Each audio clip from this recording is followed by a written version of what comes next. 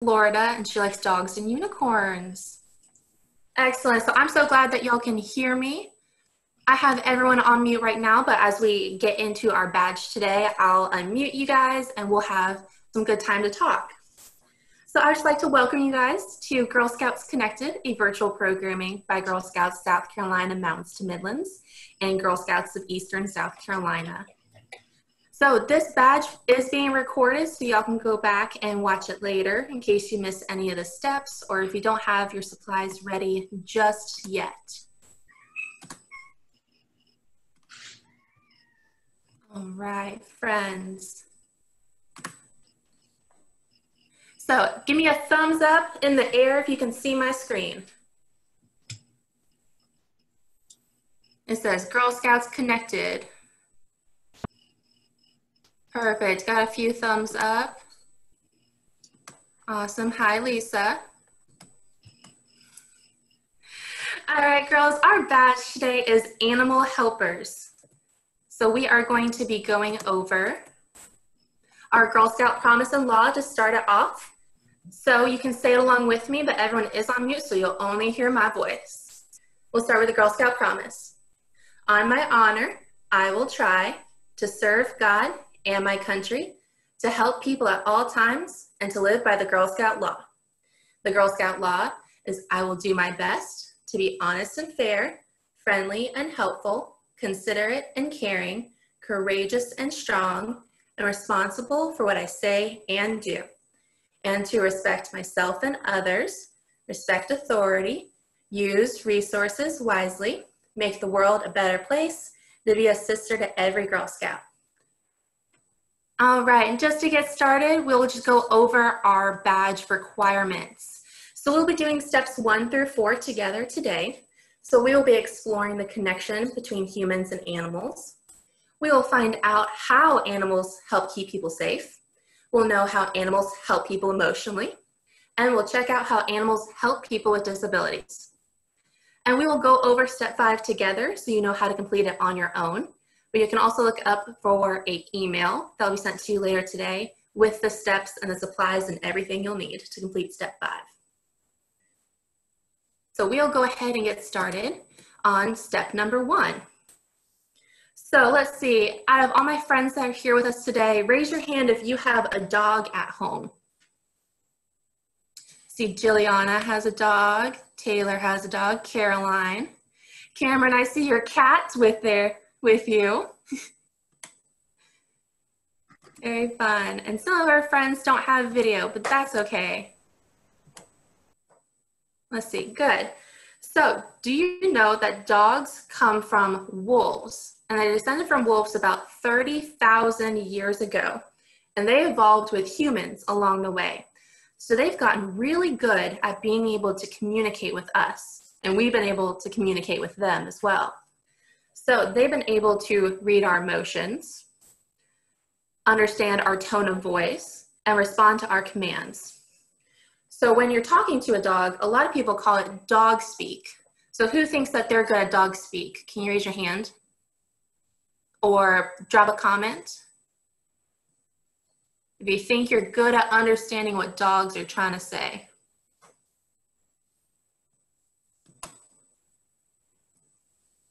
Let's see, Jocelyn and Claire think that they're pretty good. Lakia says that she doesn't know dog speak. Well, Lakia, you're gonna learn with us today. Lisa, you said that your dogs and you have full on conversations. That's awesome. All right, so can I have my friend Claire? Where's my friend Claire? I'm gonna unmute you, and can I have you tell me what you think the dog in the top left is thinking? There's 2 pictures, one on the left and one on the right. Can you tell me what you think that dog is thinking? Or what emotion they're feeling? I think she's feeling like calm. Calm, which one do you think is calm? The one on the left or the right? Right.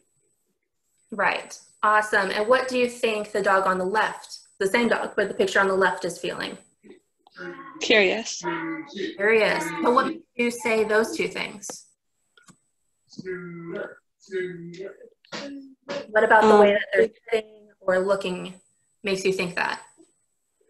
I think the top left, like he's looking at the person, like he's not distracted at all. And the one on the right, he's like sitting still. Perfect. That is awesome. You are pretty good at dog speak. So let's see. Maybe our friend Tegan. Let's see if we can find Tegan and see if she wants to answer. Tegan, I'm going to go ahead and unmute you. Can you tell us what you think the dog on the bottom left, between the two pictures, what they think they're feeling? Yeah, they unmuted me. I think that the dog on the bottom left is like calm and just like having, like, it's just very calm at the moment. Right, so the picture on the right, he looks calm. The picture on the bottom right is like happy and also curious. Good.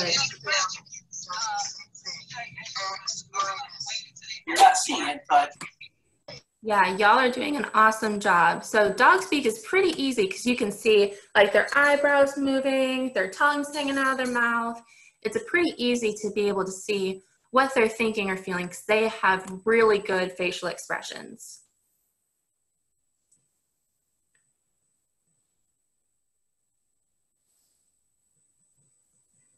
Good. All right, so we are going to scooch on to the next step. We're going to find out how animals help keep people safe.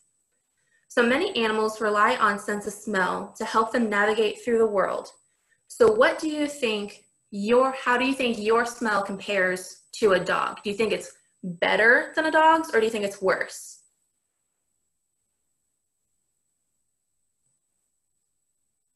Let's see, Jane thinks that human smell is worse than dogs. Claire says a dog's smell is much better. Perfect. Julia, Cameron, Debbie all said worse. Jocelyn says over 5 times worse. Jocelyn, you would be correct. A dog can smell odors so much more than we can, so much better. So odors and smells are tiny molecules that float through the air that are made of chemicals that we can't see with our eyes, but we can smell them. So how many scent receptors? So we know that the dog smells better. How many scent receptors do you think a dog has?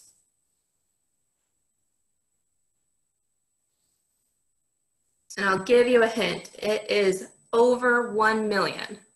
So we got to aim really high. How many scent receptors do you think a dog has?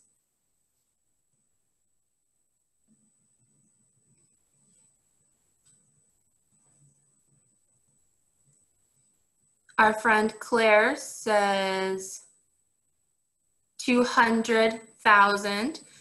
Juliana says 200 million.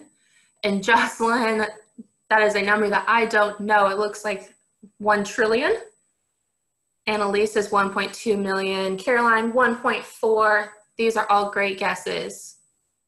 Really, really good. So it seems like y'all have pretty good grasp on it. So I'm sure you guys wouldn't be surprised that dogs have over 300 million scent receptors.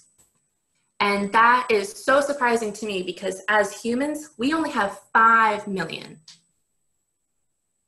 So they easily have 60 times the amount of smell capacity that we do. So they are able to smell a lot better.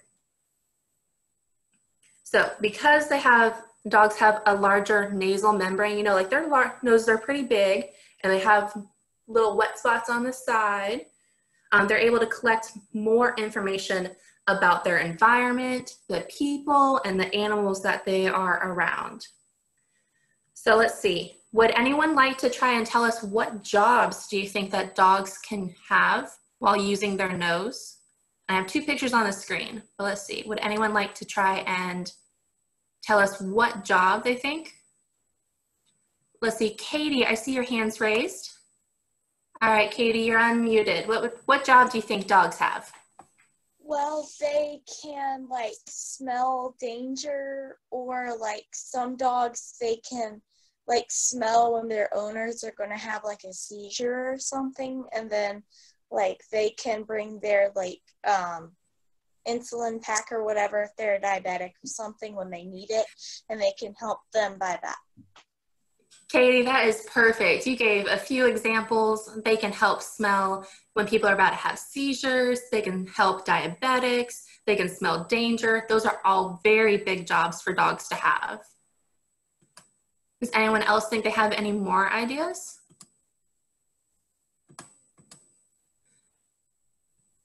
Let's see, Jocelyn says they bag check on airplanes. Perfect, just like the picture I have up. They can smell contraband and they're service dogs. That is true. That is true. A lot of dogs have been trained to be able to smell certain things and be able to pick it out among anything. Danielle said that dogs can even sense if a person is a good person or a bad person. That is pretty Some cool. animals, like cats, they can sense your pain and they lay on you, like wherever you hurt. And then it's a really cool thing because they can sense when their human is hurting from this familiar smell, if it like smells off. Absolutely. They can smell when we smell different, when we're in pain. That is awesome, Tegan. You know a lot about animals. That's perfect. And Blind. go ahead, Juliana. They can help guide the blind. They can help guide the blind. Do you think that that's something that they have to train a lot for? Yeah. Yeah, I think so. Alrighty, friends, you all put a lot of really great responses in our chat, and I'm so thankful for that. Y'all have lots of really good answers. So we are going to move on real quick. I'm gonna let you look at our supply list while I keep talking. So that way, if you don't have everything ready, you can have just a minute or two to go grab it. Alrighty, so there is actually a professor at Barnard College who does research on dog cognition. And that basically just means what dogs know and how they think. And she compares dogs to humans for their smell. Like we can smell as humans, like a teaspoon of sugar in our coffee, right? We can also taste it. But dogs can smell 1 teaspoon of sugar in 1,000,000 gallons of water. That is 2 Olympic swimming pool sizes of water. Did y'all know that? Caroline said no. That's just how good their noses are. So we're gonna do a little test to see how good our noses are. So if you have all of the supplies up, I'm gonna turn my other screen on so that way you can see. Can you wait while I go get my supplies? Absolutely. Go right ahead, friend. All right, so I have my other screen on so that way you can see my table in front of me. I'm just gonna tell you what our supplies are. So you need some type of jar or little plastic container with a lid. I didn't have any plastic containers, but I have these little mason jars, and it's pretty easy just to take the lid off, and we'll kind of work with it that way. All right. So you'll need a few of these. I suggest maybe 5, but you can do upwards of 10. You can do just 3. And then what you'll also need is you'll need some tape and a marker. And I like a permanent marker because it stays on the tape a little bit better. All right, the next thing that you'll need is you'll need some cotton balls. Kind of helps us stay a little less messy. And then you'll need your scents. So I just went around my house and grabbed a few different things that I know have really strong smells. But if you wanted to try and make this a little trickier, you can try things with like less dominant smells, like maybe Dawn dish soap or something very small or smooth. All right, so if you have all your supplies or if we're ready to move on, can you give me a big old thumbs up or drop in the comments that you're ready? Juliana gave me a big old thumbs up, thank you. Julia says she's ready. I don't see Katie yet. I think she's still getting her stuff. Cameron says she's ready. Caroline, how's it going? Good? All right.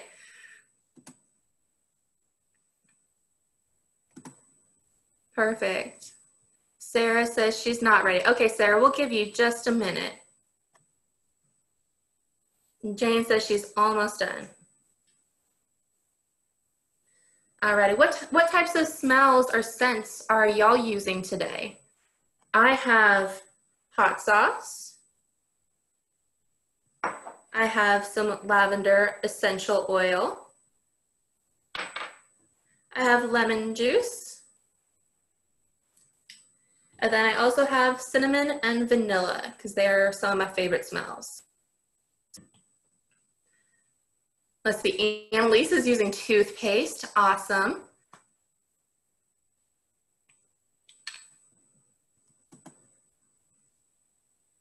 Let's see, Juliana, I'm gonna unmute you so you can tell us what you're showing us. All right, I'm showing you a bunch of essential oils. you have a bunch of three essential more oils. out. There are 3 more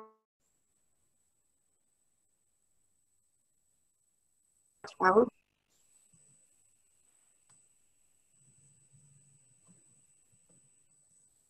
Sorry, Juliana, you froze a little bit, but essential oils will work perfectly for this experiment. They're not too messy and they have a nice, real strong smell. That's awesome. Alrighty, our friend Julia is using essential oils, perfume, and hairspray. Claire has peppermint oil, lavender, vanilla, and 2 perfumes. Awesome. Jocelyn's rocking the lemon juice just like me. And she has some more essential oils. And Cameron has some perfume scents. Perfect. So it looks like we are all just about ready. So I'm going to go ahead and start with 1. All right. We can kind of all work on it together. So what you're going to want to do is you're going to want to take a piece of tape and you're going to want to put it on your jar, unless you're planning on throwing your jar away afterwards. Like if you did like a takeout lid and container that like your parents didn't buy and they're okay with you throwing away. And then what you're gonna do is you're gonna write on that jar either a letter or a number. And what we're gonna do is we're gonna letter and number all of our jars. So I'm doing letters. So I'm gonna have jar A, jar B, C, D, and E, because I have 5 smells. So we can go ahead and do that together. So our friends who are taking a few minutes to catch up, got plenty of time. We're just labeling our jars right now.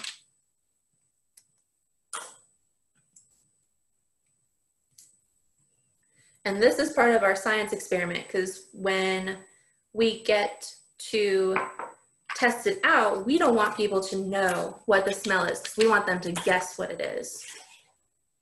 So writing down either numbers or letters help us. So that way they have no idea what it is. But then we can also create a master list so we know what it is. Claire, you can go ahead and label all of them. That's an excellent point. We're going to want to label all of them. So I have all of mine done. So I have A, B, C, D, and E all set up.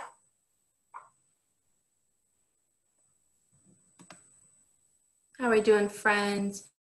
Perfect, Juliana, you got it. You're rocking and rolling. Perfect. Cameron's still labeling her. Good. How's it going, Katie? Going good? Awesome. All right, I'm gonna give y'all just a few more seconds and I'll move on to the next step, okay? I'm gonna say something real quick. Sure. I have a cat too, and my pets are not supposed to be upstairs. She just tried to come running upstairs to find me again. Aw. She probably misses you. She keeps. It's like it only happens when I'm upstairs. Because when I'm downstairs, she knows where I'm at. When I come upstairs, she tries to come upstairs too. That's awesome. My cats follow me around too. I have 2 cats, and so they're always chasing me wherever I go. All right, friends, are we ready to move on to the next step? Katie says yes. I see Claire still working. Caroline's working. Cameron looks ready. All right, so what you're going to do is just take off your lids. You're going to want to put a cotton ball in each one of your jars. And the cotton ball is going to help us because it's going to hold on to that smell really well. For like lavender or something, will lavender hand soap work? Because that's all I had. The only stuff that I had was like citrus oil and hairspray. Absolutely. Yeah, you can use any smell with this. So you can really make it whatever you want. When I was trying to grab all my supplies and thinking of what I could use, I thought, you know, one really smelly thing is like bug spray. That's a really easy one if you have it. Also sunscreen. You can do with different herbs or spices like cinnamon. So you can really mix and match. You can do all edible stuff or all body stuff like lotions and perfumes. Alrighty, friends. So what we're gonna do next is we're gonna set up our experiment now that everything's ready for us. So I'm just gonna start with A, and I have already written out my answer sheet. All right. So on my answer sheet, I have that jar A is going to be lemon. All right. So I'm just going to take my jar A and I'm going to put some lemon in it. And you can do as much, as little as you want, depending on how hard you want to make this. All right. So a good way to see if it worked is just give it a sniff and see if you can smell it. So I can smell the lemon pretty well. So I'm gonna go ahead and put the lid back on. And I'm gonna move on to letter B. So what you're going to do is as you're putting them in, just make yourself an answer sheet. So that way you know what smell is in which one. This will help also, like if you have a lot of perfume smells, because they can all start to smell pretty similar after you've been smelling them. So B for me was lavender. Hello? All right, woo, I can smell that one pretty well. So remember how we were talking about molecules and how they're all made of different chemicals? So I know that for like my essential oils, it's just made from lavender and oil have a smell. So the lavender is really, really prominent in that. So I don't need very many drops of the lavender to be able to smell it. All right, would anyone like to unmute themselves and tell us what smells they're using? I use jade lemon, and it's really powerful, like smacking in your face power.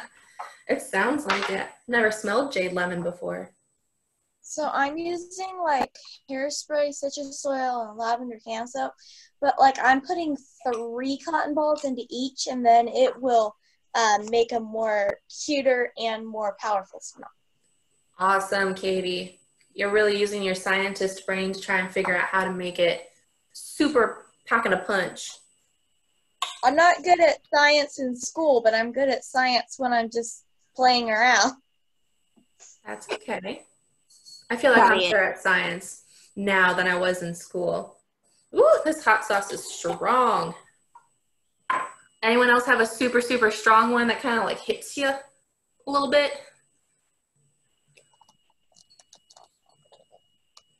Claire, how's it going?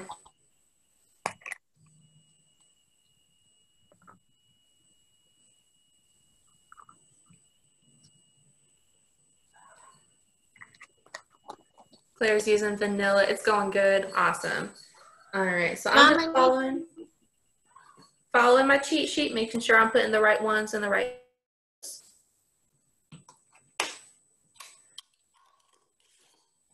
All right, and I have one more left. How's it going? How many more does everyone else have? Cameron has 3 left.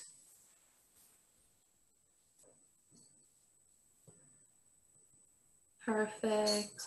Ooh, Jillian's got maple syrup. Ooh, that's awesome. How's it going, Caroline? Good, are you all done? Perfect. All right, I'm on my last one. And then I can kind of tell you how this experiment is supposed to work. All right. So while everyone's finishing up, what you'll do Actually, is I am just gonna put one. I'm just gonna put one. just gonna put one? Okay. All right, so for this experiment, you're gonna wanna grab someone in your house. It could be a sibling, a parent, or anyone that you have with you. I wouldn't suggest trying to do this with your dog or your cat because they can't tell you what they think that it is. But you're gonna wanna grab someone with you and you're gonna wanna give them a blank piece of paper that has either your letters or numbers on it and then just blanks. And you're gonna try and see if they can guess what these smells are. All right, does anyone have any with them right now? Then you can see if they can try and guess. I need to make a correction. It's actually not citrus, it's cocoa oil. I just now realized that. That's okay.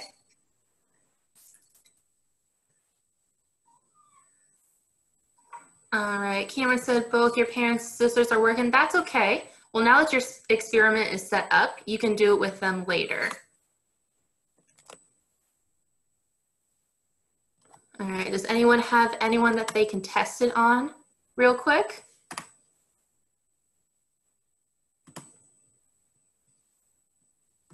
And it's okay if you can't. Like I said, you can save it for later. My mom. Well, your mom? Does she want to try and guess what smells you have? Yeah, I'm going one for Mother's Day. One of the people here, one of my 3 brothers, although the 2 are here, from my mom. Perfect. All right, so we're gonna go ahead and scooch on to the next step because we are getting close to the end of our time. So y'all can finish setting up your experiment and you can test people later, okay? So we are gonna move on to step 3. Ooh, too fast. So we're gonna do step 3 and 4 kind of together because they are very similar. So we're gonna get to know how animals help people emotionally and check out how animals help people with disabilities. So we have 3 different types of jobs that animals can do. Would anyone like to read that first one, what a service animal does? Juliana, I see your hand. Go ahead. A service animal is defined by the Americans with disabilities. Act as any animal who's been individually trained to work or perform tasks for the benefit of the individual with a disability. Perfect, good. So a service animal is an animal that can do something for someone else.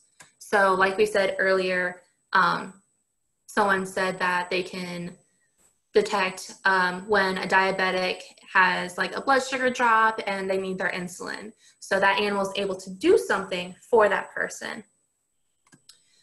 All right, can someone tell me what an emotional support animal does?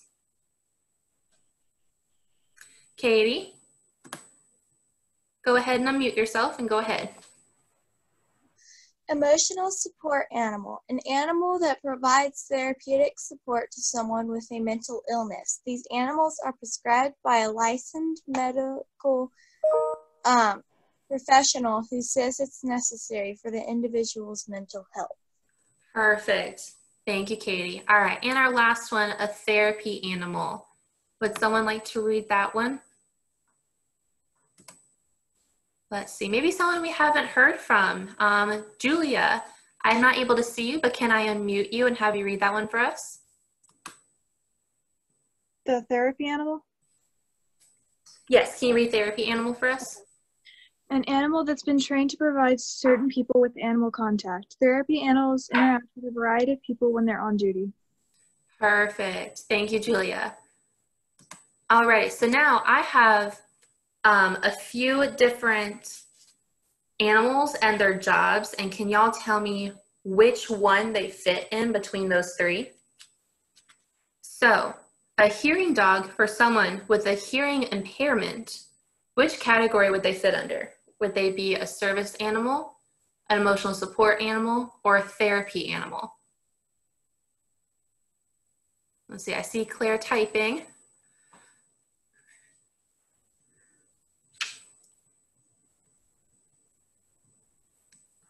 Let's see, Claire says a service animal, and Cameron said a service animal, so perfect. So for someone with a hearing impairment, they would need that animal, so that dog, to be able to do something for them. So whether it be, you know, like hear when your front door buzzes, or anything that they would need help with day to day, they would need that dog to be able to help them. So a service animal is the correct answer. So what about a horse that helps people through physical therapy? Which category would they fit into?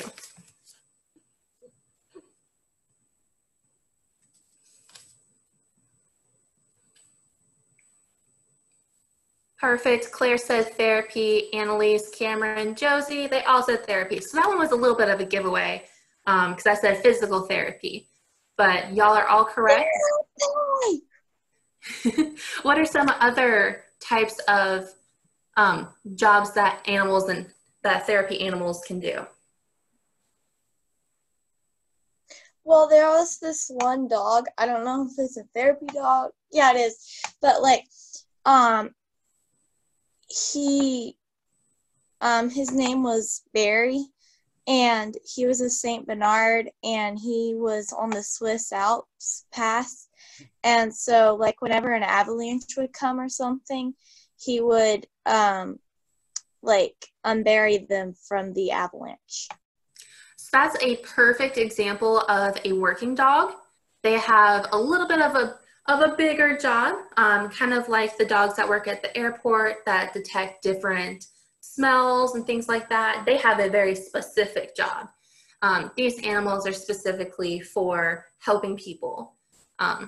So very close. But our friend Sarah said occupational therapy, which is great. Another example is I have a picture on the bottom right screen.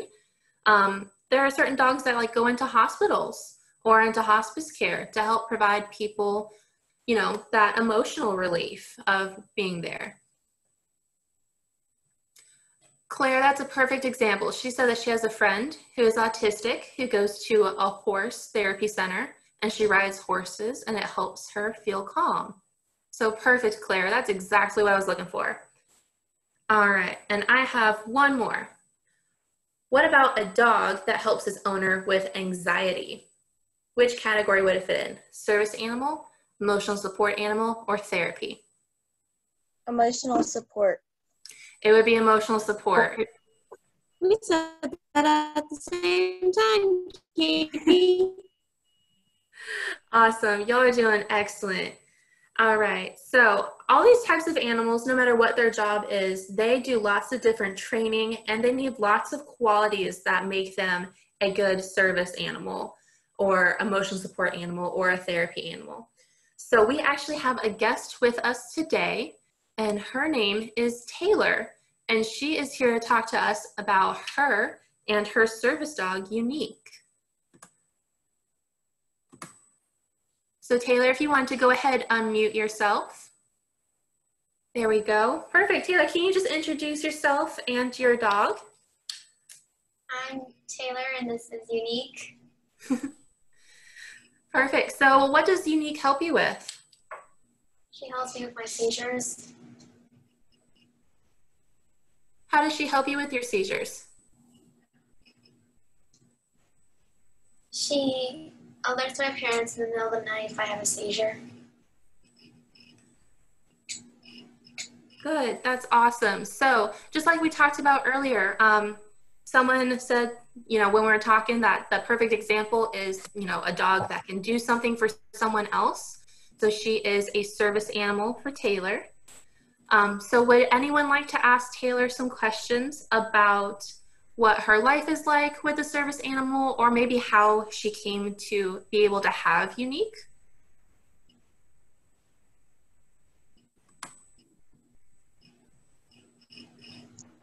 Taylor, how long have you had Unique? Have you had her since you were like a baby, or have you had her for like only a few years? How long you had her? 2 years.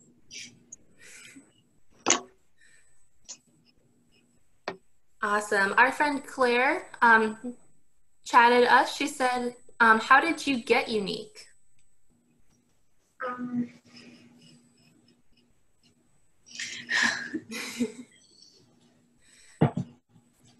Hi guys. I'm gonna jump in. Tay gets nervous sometimes. There's an agency in Ohio, so Tay had to do some fundraising, and that's how we got her.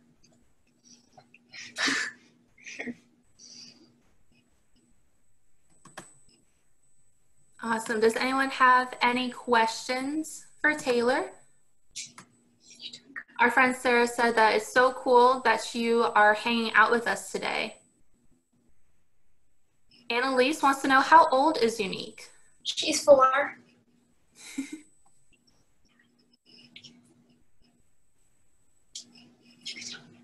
How old are you? I'm 15.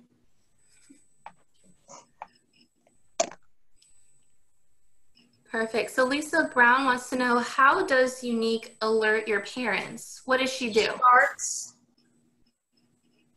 She barks. If I have a seizure. Perfect. What kind of training did the whole family have to go through to be able to, I guess, get Unique acclimated to everyone in the household? That's a good question. We had to travel to Ohio for 2 weeks, and every day for about 8 hours, we would have to transfer all the skills that she's learned and the authority to us. So everything they taught her, we had to learn. Does that answer your question? Yes, thank you so much. You're welcome. 2 of our friends would like to know, does Unique go everywhere with you? And if she does she also go to school with you? I don't go to school because I'm homeschooled. But does she go everywhere else with you? Yes. I'm also homeschooled. That's awesome. Oh, Claire says she's homeschooled too. So we have a few friends here today who are homeschooled.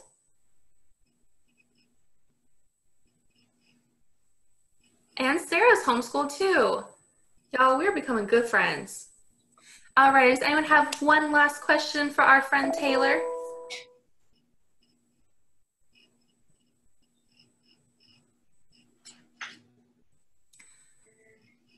Our friend Lakia wants to know, do you have any other pets?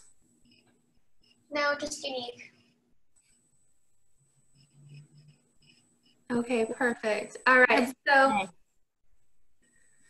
Taylor, would you like to tell us anything about like your life, how it's been different since you've had Unique?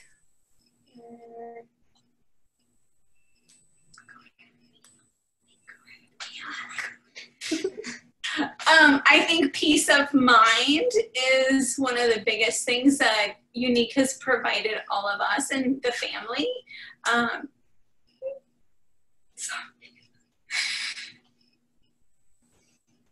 Sorry. Taylor's seizures can be very dangerous at night. So to have that safeguard where we know that we can sleep and Unique will wake us up if she's having a seizure and maybe she stops breathing is just a tremendous relief. And I think it's also important to share with you guys that service dogs come in all shapes and sizes. Tay-Tay's first service dog was a bloodhound lab. Sorry, she passed, but Tay-Tay now has Unique, and I wasn't so sure in the beginning. I was like, oh, it's a small dog. It's probably going to be really yappy, and what are people going to think? But I have to tell you guys, I am so blown away. Unique is almost always being held by Taylor, which means the seizure detection. So I know Miss Rebecca shared earlier about their noses.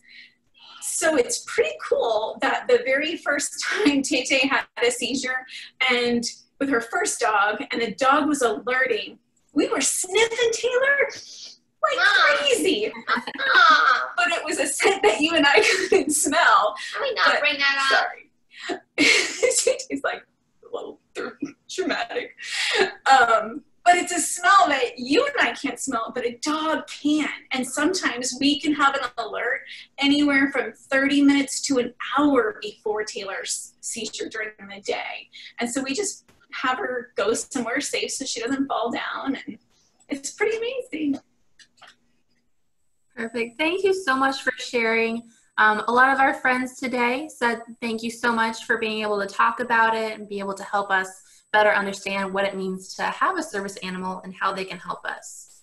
So thank you so much, Taylor and Taylor's mom and Unique for joining us. We really appreciate it. Thank you for having us. Alrighty, friends, so I'm just gonna walk you through step 5 real quick. It'll also be in your email that you'll get later today. You'll just be looking at how animals can help us better in the future. So there's a short activity that you can do. It requires a little more science and technology, but there are some few steps to be able to get that done. So that'll be in your email. So look out for that.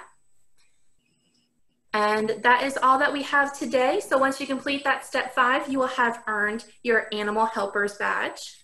And I just wanted to make sure that you guys know that you can join us at 3 o'clock today on Facebook for our live activity. We'll be doing fairy gardens.